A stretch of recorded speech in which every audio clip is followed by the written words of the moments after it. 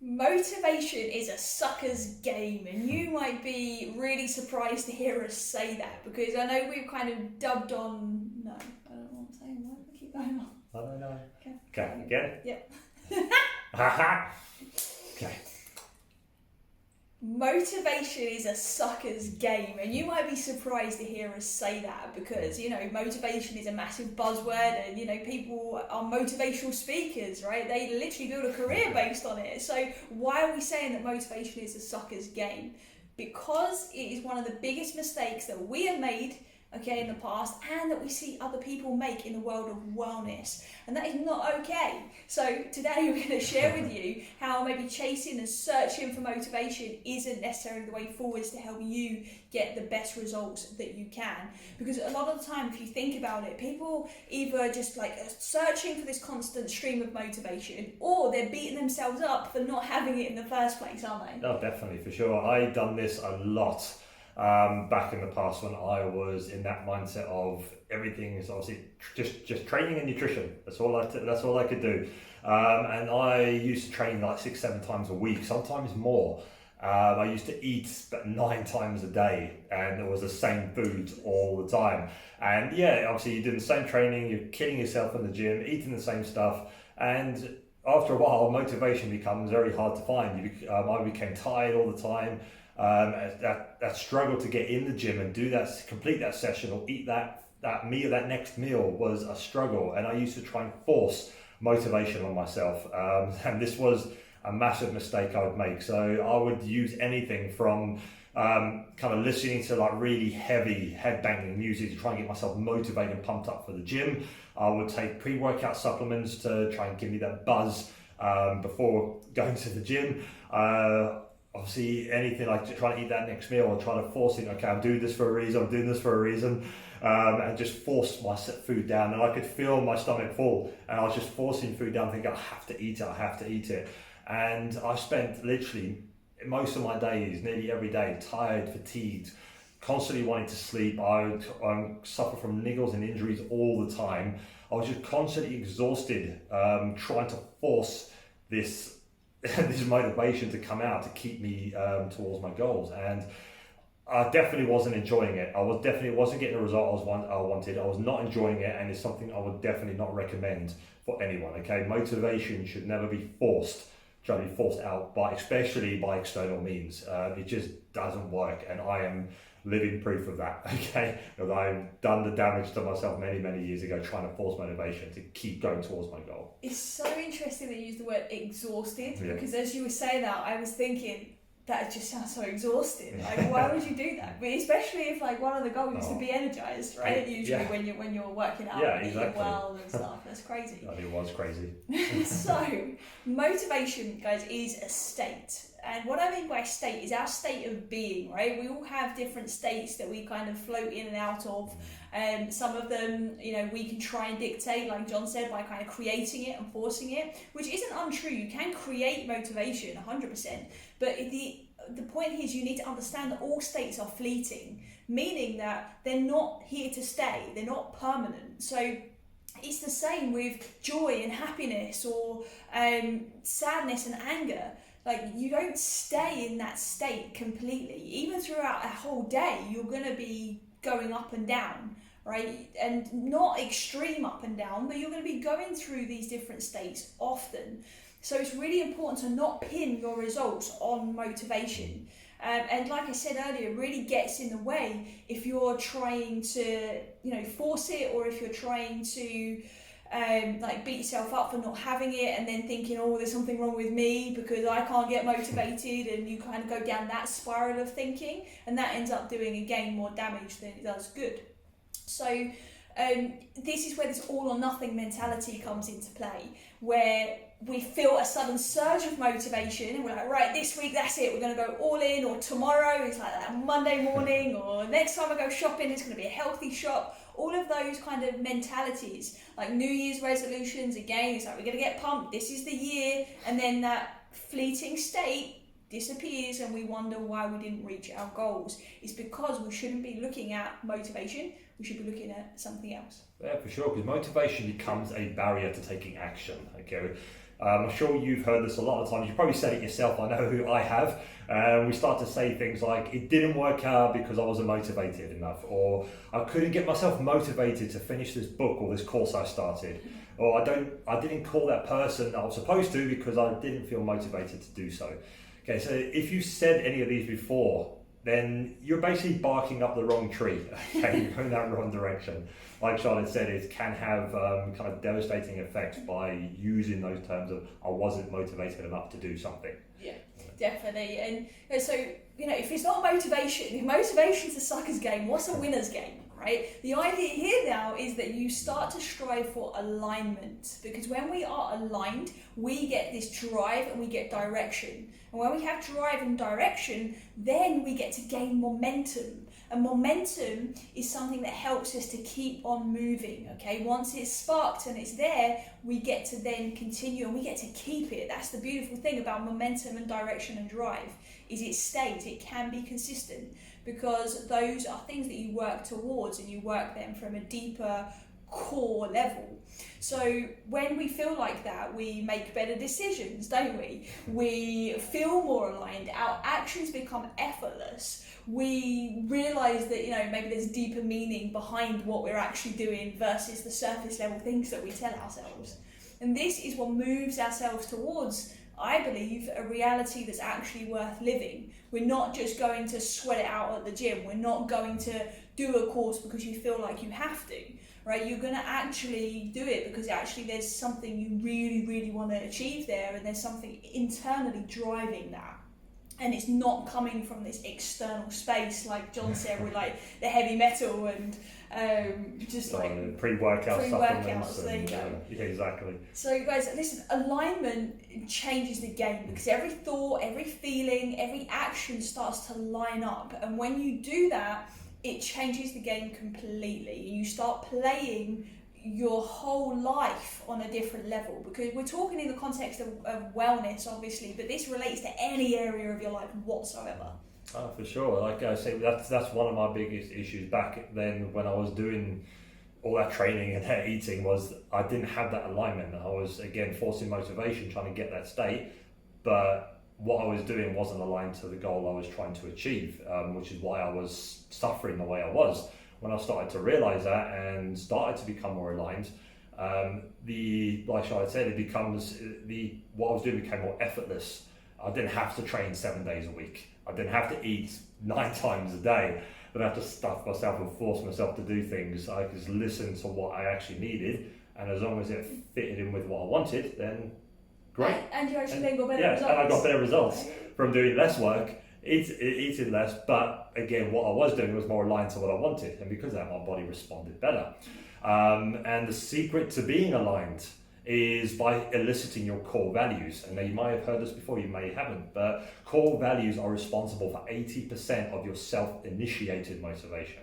The other 20% is all the other stuff, like music, like getting a trainer, like your end goal, for example. So what are core values? So these are your values that are like deep within. These are not values you just pick out of the air. Saying, exactly. I like the sound of that one, I'm going to use that one today. Exactly. These are something that deep down, you might not know them now, like you might not be aware of them, but there's something that you've been living with for your whole life. And there's something when it comes down to the crux of it, it's what you follow, isn't it? Yeah, it's what you're doing unconsciously, let alone consciously. And it's so powerful when you do elicit those, and we're going to help you do that shortly.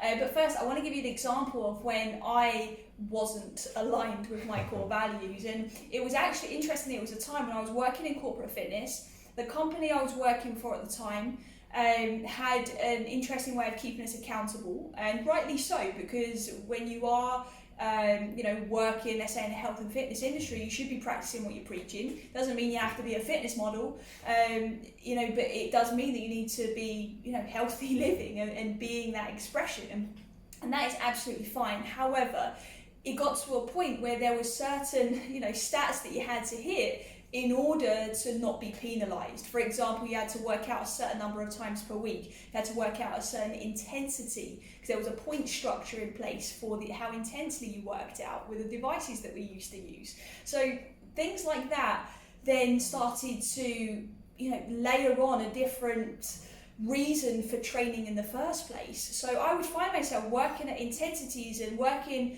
at a frequency throughout a week or a monthly period that maybe wasn't actually right for my body and what I needed at the time and for my goals. So, and hands up, I'm the one who went along with it and was like, yeah, okay, I'm going to do this, I commit to this, absolutely. But actually in hindsight, and what's so much better for me now is the fact that I'm listening to my body, is the fact that I know what my values are. Because one of my number one core value when it comes to health and well-being is to be living from my why, is to be living from my deepest reason as to why I'm doing what I'm doing, right? And that can change, right? Sometimes it might be to be more energized, it might be to compete at something. That's okay, like it changes, but my core value there is being aligned with my true why. One of my other ones is about variety. Another one is having an element of competition in play. So when I know that, now I get to prescribe how I want to show up in terms of my health and well-being, aligned and based upon those core values that are my own. Does that make sense? Yeah, that definitely makes sense. And I'm so much healthier. Like, again, like John said, like when you do start to just do things by listening to yourself, your body and your system, it repays you by making it easier and more effortless. And I know we're kind of giggling a bit here as we say that, but it's because it's true. It's so true, and it's hard to convince somebody of that if they've not experienced it, which is why we would urge you to just give it a try and see how it feels to live from a place of pure alignment, because I would put some money on the fact that motivation will be there more often, but you wouldn't be reliant on it. Exactly. And I guess again, to go back to what I said, when I used to train crazy hard intensity, like 6-7 times a week, I'll do that for so long I'll get burnt out, and I'm still trying to force myself doing the same thing all the time. And again, one of my kind of core values is like variety as well, but not as often as Charlotte. But I still like that sense of newness. I like to change it like every week, but John could go like a year. Exactly, and that's what I did. I could go. I remember times where I spent like 8 months solid at the gym before I get bored of that and go, okay, I need something different now. But at that time, I didn't realise that, and I would either stop completely or I would keep forcing myself to go through that. Whereas now, what I've done before, when I needed that variety, that newness, I would stop at the gym and I'll stop playing tennis, for example, and I've done that for a good year. Yeah, we were playing for a good 18 months. Then I had to find a new tennis partner because he decided he didn't want to play. I wanted something different. Because I get to win now. So I just wanted something a little bit, again, I got to the point where it just became too samey for me. It wasn't giving me what I wanted. And then I started running, and for those who know me, they know I don't like running. I'm not a big runner, so you go through phases. But I go through I go through phases, and now I know again that's okay for me, and I'll just listen to what my body wants. And I know some people will probably be watching thinking, oh, but isn't that about obviously having the willpower to keep doing what you're supposed to do? And I said we're not talking about willpower. It's not to do with willpower, because I still want to do something. I still want to. I'm still getting the result I'm looking for, but I'm going down a different path to do it. But it's still, that path is still aligned with the goal that I have, which is to be more energized, is to be, again, pain-free, is to move better. And I do that by, again, listening to my body. If I don't want to go to the gym anymore, I'll do something else. As long as it's what I want and it's aligned with what I'm doing, with my goal, my body will respond well to it. And like Charlotte said, things become more effortless. You get the result with half the effort that you used to put in, is because you're not forcing yourself to go through something that deep down you don't really want. Yeah. You're actually doing what you really want, and you're doing what your body wants, and you're giving it that you're creating that state of motivation without having to force it. Chase it, do things you don't want to do. It's interesting what you just said there, though, about like it's not a matter of willpower, because a lot of people that are listening might be like, but my trainer told me I have to stick to this program for 6 weeks, and listen, that might be the case based on your goal. However, your program can still be tweaked, and it still can, have a layer of creativity added over to it, so that you can actually enjoy it, so you don't have to do the exact same thing. And it's not as flippant as I just don't feel like it, so now I'm going to stop the gym, now I'm going to play tennis, now I'm going to swim, now I'm going to run. It's not as kind of plain cut as that. You still want to have a bit of strategy in mind and structure based over your programming of whatever your result is. And again, we're talking in the sense of like kind of exercise now as an example, but this is true for your entire life. There might be a certain job you want to get, but there will be 12 different paths in how you can get there. So it's about you just zooming out, looking at that big picture of, okay, what are the core elements that need to be there within the lead up to the goal that you're trying to achieve and the result that you want. And then you get to break that down in a way that is aligned with your own core values. Yeah, definitely, for sure. Yeah. All right, so we've been talking a lot about motivation and alignment and values. So let us actually give you a tool that you can take away and you can do right now. Literally, as soon as you stop this episode, you can do this activity. And it's super, super simple. This is you starting to elicit your own core values. Like John said, these are the things that are most important to you. It's what's driving you. So ask yourself, in the context of wellness or in the context of your health and well-being, whatever label feels right to you, and guys, remember, you can do this in any context of your life. Ask yourself, what is important?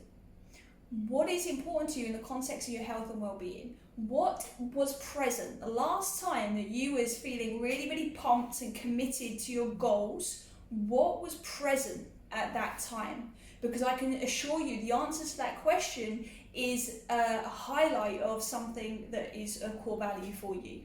So that is a good starting point. For example, if the last time I was really, really committed and aligned with my goals and that motivational state seemed present, and that when I asked myself that question, if competition was present, because I was doing a race, or maybe it was social, maybe there was lots of people around me, right? That's a core value, that social is a big part of your health and well-being journey. Maybe the competition is, maybe the variety is, like me and John have touched upon. So you've got to ask yourself, right? That's just examples.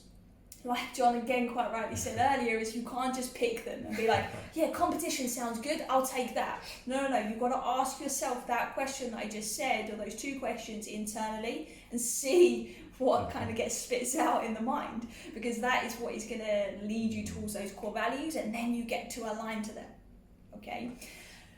So that being said, if you do that first, if you feel like you want to go deeper and elicit more of your core values, I will send you over a worksheet. Just DM us or email us and just say values, and we will send you a full-on worksheet where by the end of the worksheet you will be able to elicit your core values in any context of your life. You just need to pick family, or you need to pick business, or you need to pick health and well-being, whatever you want. You can put it through that worksheet and you will literally have as an outcome all of your core values. So if you want to get your hands on that, just drop us a message and we'll make sure that you get that. Awesome. So guys, everything we've spoken about, I'm going to summarize this in a very short sentence. Stop chasing motivation, start chasing alignment. Okay, so watching loads of motivational videos and all the stuff to get you pumped up is going to give you a very, very short-term fix on your motivation. Start aligning what you're doing with what your goal is and where you want to go. That motivation, that state is going to be there, more consistent and lasting, exactly, for when you need it. So that's it from us today. I hope you enjoyed what we've been speaking about. And if you haven't already, jump onto our website, thewellnesstheory.com, and try our quiz, our free wellness quiz that can show you how aligned or kind of balanced you are within your heart, mind, body and soul. And then if you want to go deeper into that to find out more about how you can improve on that, you can basically book a free 30-minute discovery call with us, so we can kind of guide you along the way and give you some little tips of where to start and kind of what to do. Exactly, what's next. All right, that's a wrap. We'll see you next time. Bye. Bye.